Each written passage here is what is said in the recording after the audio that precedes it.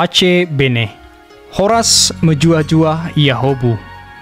Saudari-saudara, selamat datang di channel Jejak Misi.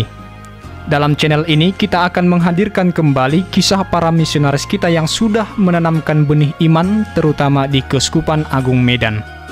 Sebagaimana kita tahu, berpulangnya Pastor Leo Joosten sebagai misionaris terakhir menjadi penutup dari era misi di tempat kita. Barangkali kita tidak akan pernah lagi kedatangan pastor Belanda yang berbadan besar, berkulit putih, berhidung mancung, dan berjenggot panjang. Seraya bersyukur atas karya yang tak terbayar itu, kita patut mengenang mereka semua. Sebagai pembuka, kisah Jejak Misi ini akan menghadirkan kisah Pastor Leo Joosten yang masih hangat dalam benak dan hati kita. Pace bene.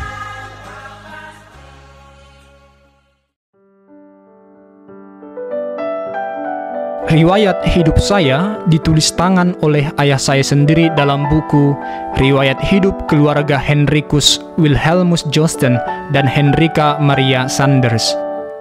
Berita kelahiran saya termuat dalam halaman 125 yang tertulis, "Dengan demikian, tiba pada waktu itu bulan September, tanggal 9 September 1942, lahirlah Leo. Syukurlah semuanya berjalan lancar, ibu dan sang anak baik-baik saja. Ia seorang laki-laki yang besar seperti bisa kita lihat sampai sekarang. Ia bertumbuh menjadi besar, dan siapa yang dapat mengira bahwa anak ini akan tumbuh berkembang menjadi seorang imam misionaris. Saya lahir di Nederwetten, Belanda, dalam situasi Perang Dunia Kedua, sebagai anak ke-10 dari 15 bersaudara, 8 laki-laki dan 5 perempuan. Abang saya yang sulung meninggal pada usia 2 tahun, dan kakak saya yang ke-9 juga meninggal pada usia bayi. Saat itu negeri Belanda sedang dikuasai oleh Jerman. Saya masih berusia 2 tahun. Tatkala ada konfrontasi antara tentara Jerman dan tentara sekutu dalam operasi pembebasan dari Perang Dunia Kedua. Baku tembak terjadi berhari-hari hingga masuk ke arah Eindhoven, lalu ke Nederwetten. Orang tua saya sangat ketakutan akan terjadi sesuatu dengan kami anak-anaknya. Maka mereka bersama tetangga segera membuat galian di bawah tanah untuk berlindung dan bersembunyi. Suatu malam, proyektil yang membara mengenai atap rumah kami yang terbuat dari jerami dan membakarnya habis. Banyak ternak yang mati, dan tank-tank perang meninggalkan duka dan kerugian mendalam. Namun saat itu, saya melihat orang tua saya sangat bersyukur kepada Tuhan karena kami semua anggota keluarga selamat dari bahaya. Rumah kami tidak diberi izin untuk dibangun kembali. Akhirnya kami sekeluarga untuk sementara tinggal di kandang ayam sembari menunggu izin pembangunan rumah dari pemerintah. Sekitar 2 tahun kami mengungsi di sana. Saya masuk sekolah dasar ketika berusia 6,5 tahun dan tamat tahun 1955. Sekolah kami tergolong memprihatinkan. Namun ada satu pengalaman yang saya ingat tatkala menjelang akhir sekolah dasar. Guru Jansen bertanya kepada kami satu persatu, akan menjadi apa kami kelak. Sebagian besar kami mengatakan ingin menjadi dokter, menjadi pilot, dan lain-lain.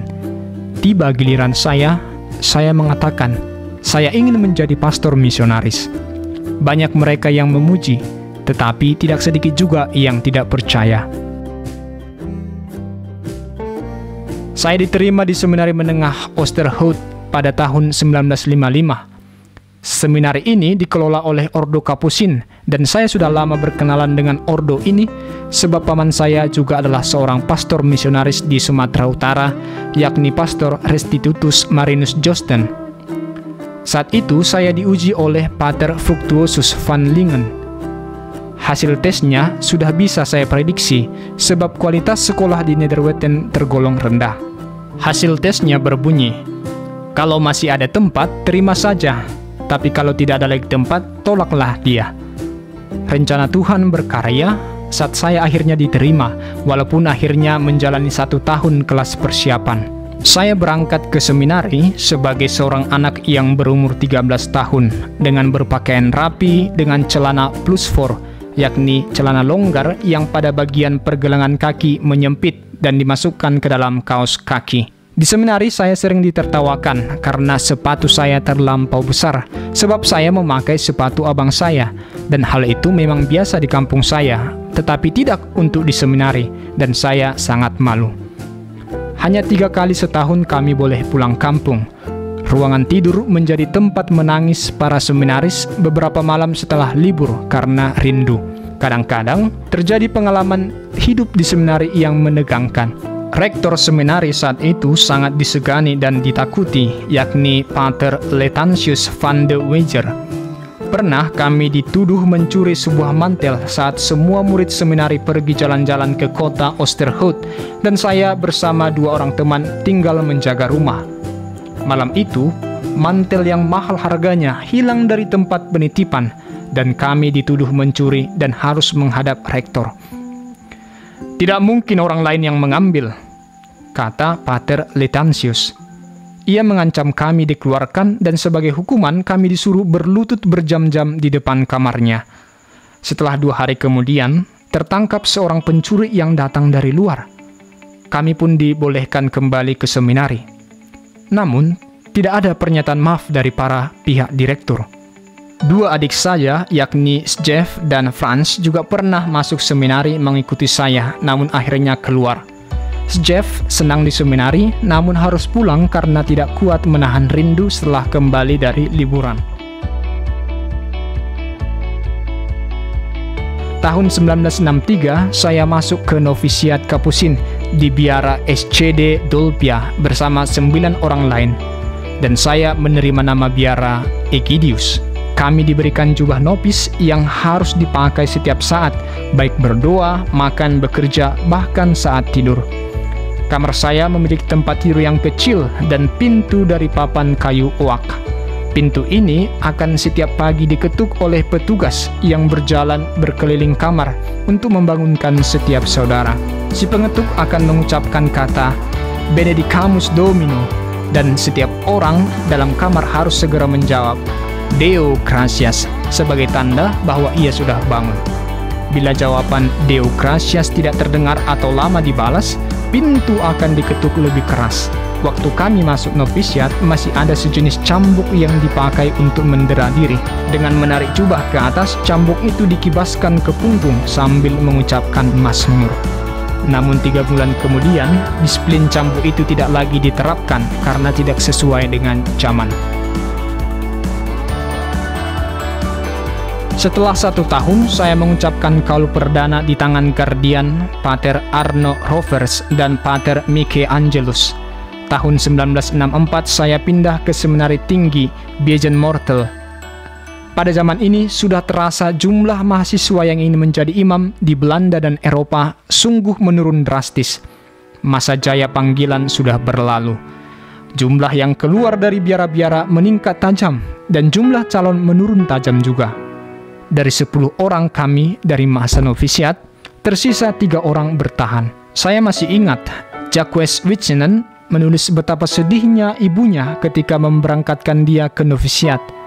Di buku itu tertulis, "Anakku, kalau kamu tidak senang di situ, kami bergembira kalau engkau pulang." Kaul kekal dilaksanakan di Tilburg, dan tak terasa pentahbisan imam akhirnya tiba pada 28 Juni 1970. 3 orang kami yang akan ditahbiskan, yakni Leo, Anton Mars, Han de Visser, pergi menghadap Uskup Den Bosch, yakni Monsignor Blusen. Uskup dengan penuh sukacita menyambut kami dan segera membuatkan kopi. Ia mengatakan, "Sekarang saya sendiri yang mengambil kopi untuk kalian bertiga, karena sekarang lebih banyak orang datang ke kamar saya untuk mengatakan bahwa mereka mau meninggalkan imamatnya, daripada meminta untuk ditahbiskan menjadi imam." Pada Minggu 5 Juli, saya memimpin misa perdana di gereja Santo Lambertus, Nederwetten, yang dihadiri meriah oleh umat sekitar. Tak lama kemudian, hal yang saya cita-citakan akhirnya tiba. Minggu 10 Januari 1971, saya mengucapkan janji dalam misa pemberangkatan misi ke Indonesia. Saya menerima salib dan surat dari provinsial, yakni Pater Alfred van de Wever. Khotbah provinsial saat itu masih saya ingat bahwa saya didukung untuk meneruskan misi dengan meneruskan semangat yang dibawa oleh Monsignor Matthias Brands dengan tidak memaksa orang Batak menjadi Katolik dan menghormati kebudayaan luhur mereka. Saya berangkat pada malam hari 18 Januari 1971 dengan pesawat nomor penerbangan KLM 845. Saya berpisah dengan orang tua, keluarga, dan teman-teman. Mereka ikut memberangkatkan saya hingga mengantar ke bandara. Misi ke Indonesia akhirnya dimulai. Inilah cita-cita saya sejak dulu.